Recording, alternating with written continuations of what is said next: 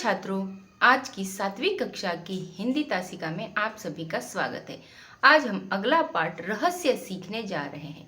रहस्य यानी कि कोई छिपी बात। छिपी हुई बात को रहस्य कहा जाता है। इस पाठ के लेखक हैं हरिकृष्ण देवसरे। रहस्य पाठ के लेखक हरिकृष्ण देवसरे। इनका परिचय देखेंगे। 3 मार्च 1940 मध्य प्रदेश के नागौद गांव में इनका जन्म हुआ। इनकी मृत्यु 14 नवंबर 2013 में हुई। हरिकृष्ण देवसरे जी ने बाल साहित्य रचना और समीक्षा के क्षेत्र में प्रशंसनीय योगदान दिया है।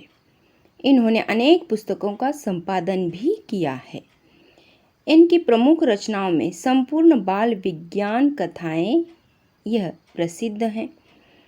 इस कहानी के माध्यम से लेखक ने बच्चों को अंधविश्वासों से दूर रहते हुए वैज्ञानिक दृष्टिकोण को अपनाने के लिए प्रेरित किया है।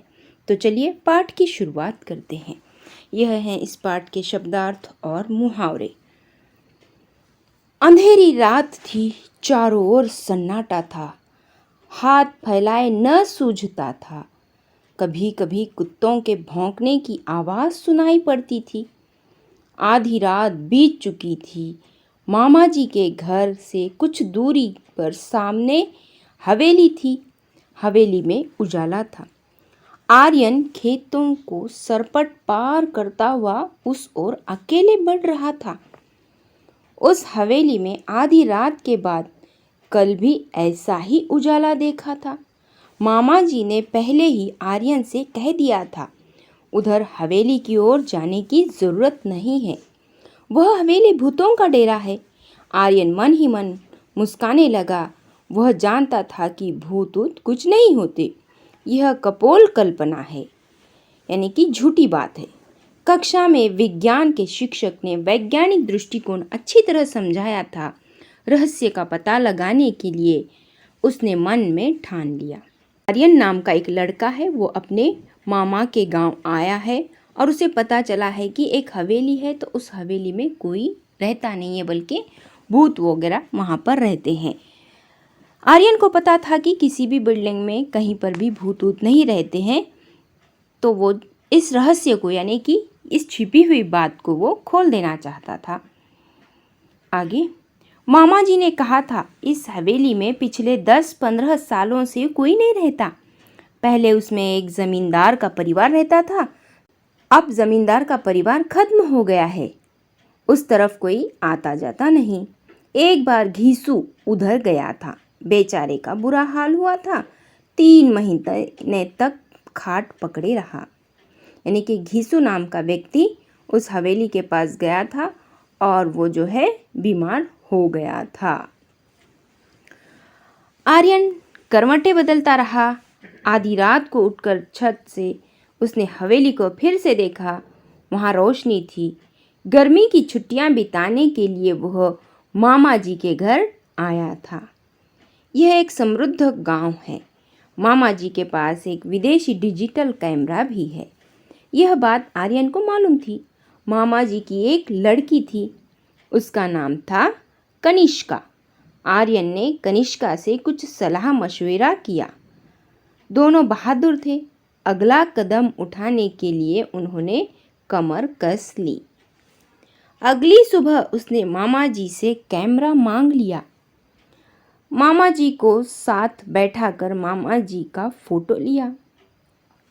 फिर मामा मामी और कनिष्का के भी फोटो खींचे। कनिष्का ने मामा मामी के साथ आर्यन के भी फोटो खींचे। मामा मामी जी बहुत खुश थे। मामा जी ने कैमरे की तारीफ के पुल बांधते हुए कहा, रात में मामूली रोशनी में बिना फ्लैश गन के भी यह तस्वीर खींच लेता है। कमाल का लेंस लगा है इसमें। आर्यन ने कैमरा अपने पास रख लिया। कैमरा पाकर आर्यन और कनिष्का बहुत प्रसन्न थे। वे दोनों रात होने का इंतज़ार करने लगे। रहस्य का पता लगाने का यह अच्छा अवसर था। अंधेरा होते ही दोनों घर से निकल पड़े। हवेली सामने थी। अंदर से हंसी और कह-कहों की आवाज़ें सुनाई पड़ रही थी। आर्यन और कनिष्का ने पहले चारों ओर ध्यान से देखा, कहीं कोई खतरा नहीं था। वे दबे पांव हवेली में चले गए। बीचों बीच एक बड़ा कमरा था। उसका दरवाज़ा अंदर से बंद था। खिड़कियां नीचे से बंद थी लेकिन ऊपर से खुली थी। बड़ी सावधानी से आर्य ने अंदर झांक कर देखा। हट्टे कट्टे, मोटे तगड़े, बड़ी बड़ी मूंछों वाले कई लोग पगड़ी बांधे बैठे थे। उनके साथ कमीज और पैंट पहने हुए भी कुछ लोग थे। उनकी आंखों से आग बरस रही थी। आंखें लाल लाल थी। सबके चेहरे डरावने थे। उस समय वे खाने में मस्त थे। कोई हड्डी चबा रहा था तो कोई रोटियां तोड़ तोड़ कर मुंह में डाल रहा था। आर्यन ने उन्हें ध्यान से देखा। उनके गले में कारतूसों की पेटी लटक रही थी। बंदूकें और तलवारें भी रखी थी। कुछ लोग लुढ़के हुए थे। आर्यन ने इशारा किया। कनिष्का ने बड़ी सावधानी से कैमरा निकाला। गैस बत्तियों की रोशनी इतनी तेज थी कि बड़ी आसानी से फोटो लिया जा सकता था। बस उसने फटाफट कई फोटो खींचे और वे घर की ओर चल पड़े। अगले दिन सवेरे सवेरे आर्यन ने साइकिल उठाई और नारायणपुर की ओर चल पड़ा। वहाँ फोटोग्राफर की एक दुकान थी। सभी फोटो तैयार कराकर शाम तक वह लौट आया। कनिष्का ने अपने पिताजी से कहा, आप कहते हैं भूतों के पैर उल्टे होते हैं, उनकी छाया नहीं होती, उनके फोटो नहीं ले सकते, लेकिन कल रात हम भूतों के डेरे पर गए थे, वहाँ कुछ फ़ोटो लिए हैं, ज़रा देखिए। तो उन्होंने फ़ोटो पिताजी को दे दिए। वे परेशान हो उठे। उन्हें ऐसा खतरनाक काम पसंद न था।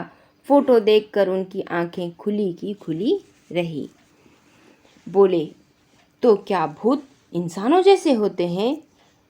इंसानों जैसे नहीं, इंसान ही भूत हैं। देखिए ना, इनके पैर सीधे हैं, इनकी छाया भी है और इनका फोटो भी आ गया। असल में भूत ऊत की अफवाह है। अफवाह यानी उड़ती खबर।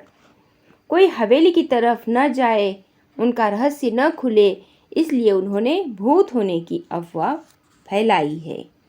यदि लोगों का आना जाना रहता तो वे लोग वहाँ अपना क्रियाकलाप कैसे चलाते? फिर कुछ रुक कर बोला, आप मेरे साथ थाने चलेंगे? मुझे इस मामले में बहुत गड़बड़ लगती है, आर्यन ने कहा।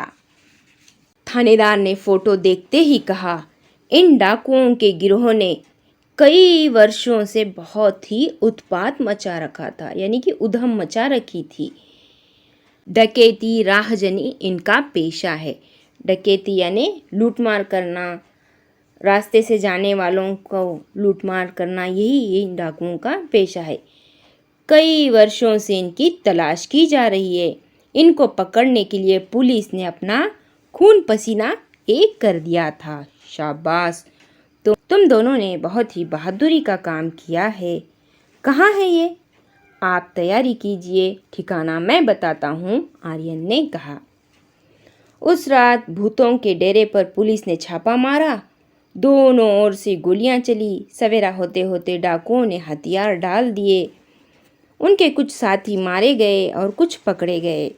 गांव वालों ने हवेली में बसे भूतों को देखा तो चकित रह गए। सभी डाकुओं के आतंक से मुक्त हो गए। जिला कलेक्टर ने आर्यन और कनिष्का की बहादुरी के कारण उनके नाम राष्ट्रपति कार्यालय को भिजवा दिए। आने वाले गणतंत्र दिवस पर महामहिम राष्ट्रपति के हाथों उनका वीरता पुरस्कार से सम्मान किया जाने वाला है। इस तरह से इस पाठ में लेखक ने अंधविश्वासों को दूर करके वैज्ञानिक दृष्टिकोण अपनाने पर बल दिया है। आज भी गांवों कस्बों में लोग भूत प्रेत चुड़ैल आदि के अस्तित्व में विश्वास करते हैं। लोगों के इन अंधविश्वासों के कारण समाज विरोधी तत्व उनकी सादगी का लाभ उठाते हैं। इस तरह से यह पाठ समाप्त हुआ।